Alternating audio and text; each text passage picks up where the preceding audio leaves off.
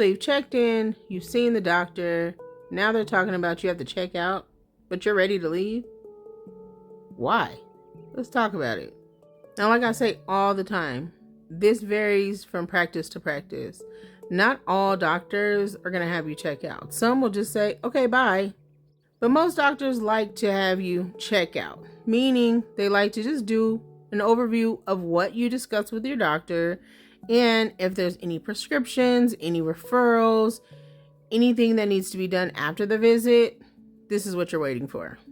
So depending on the practice, some will have you wait in the actual exam room for all of these things to be completed. Some will have you leave the exam room so it can be cleaned for the next patient and have you do everything at a specific desk right by the front desk for checkout. But it varies. If you need to get any blood work done, any shots done, or any procedures, typically they'll have you stay in the exam room or move to a different exam room.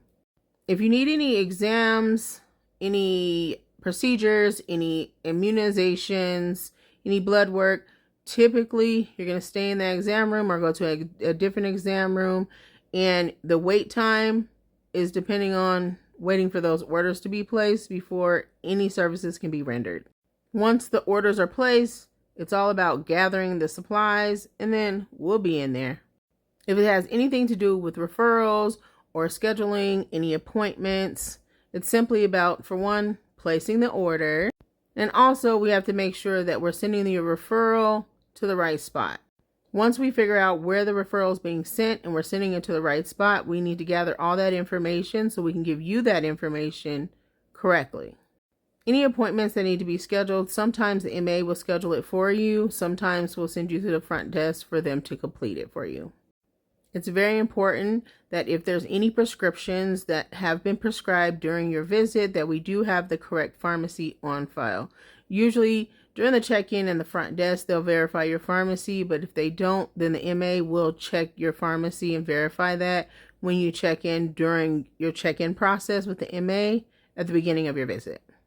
At this time, we will verify your pharmacy again, verify your allergies, and also give you instructions on the medication, on how to take it, and ask if you have any questions. If the doctor says they want to see you in about 2 to 3 months for a follow-up, it's always best to schedule that visit before you leave the office. The reason being is usually it's so much easier to get on the doctor's schedule at that time than to call at a later date, because usually if you call at a later date, the time that you might have gotten in the office is usually already booked. So even if you don't know your current schedule at that time, get on the schedule and then reschedule if need be. And I get it. Sometimes you're just ready to go and you don't have time to wait in a line or wait to get scheduled. So you rather just call to get scheduled. But I always recommend schedule your appointment before you leave for your follow-up. Otherwise, it can be a mess later on. The doctor usually wants you to come back in a certain amount of time for a follow-up, just as a check-in to see how you're doing, to see if your symptoms have resolved or if they've gotten worse or just better. They also like to check to see if they prescribed any medications or prescribed anything for you to do, if any of that is helping along the way. Ultimately, it's always up to you on whether you want to schedule a follow-up or not, but it's always recommended. Sometimes you might have follow-up questions for the doctor if the doctor's already left out the room. This is a good time to try to catch them, but please don't be upset if we can't. Usually after the doctor has left and it's been a few minutes, the doctor has already went into another room with another patient, which makes it extremely hard for us to catch up with them to ask them any follow-up questions. So it's really imperative to try to get them while they're in the room. If not, sometimes we can just send a message to the doctor and we'll get back to you at a later date. Lastly, I like to mention there are some times that we do have you stop at the front desk because you might have a copay change because there was a visit type change. Or if for some reason you didn't pay your copay at check-in and you need to pay your copay before you leave. This actually happens more often than not.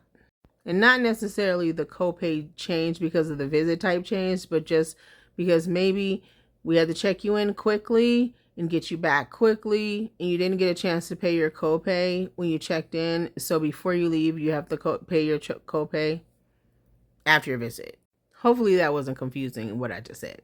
But that's another reason why we have you wait before you can leave. For the most part, your visit's done. You're done. Usually, as MAs, we can answer a lot of your follow-up questions that you might have after your visit.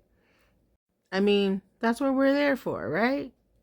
So now you've been checked in, you've waited forever, you sat on the exam room half naked, but you've seen the doctor, you've been checked out, now you're ready to go home. If you have any additional questions, you can always call, and the MA will be there to answer any questions, or even a nurse on staff can answer those questions as well. When it comes to anything else, let us know. I hope that you enjoyed your visit. I hope you enjoyed my series. If there's anything I missed, let me know. If you have any questions, let me know. Get in the comments. Private message me. I'm here. But until next time, until the next series, I'll see y'all then. I'm out.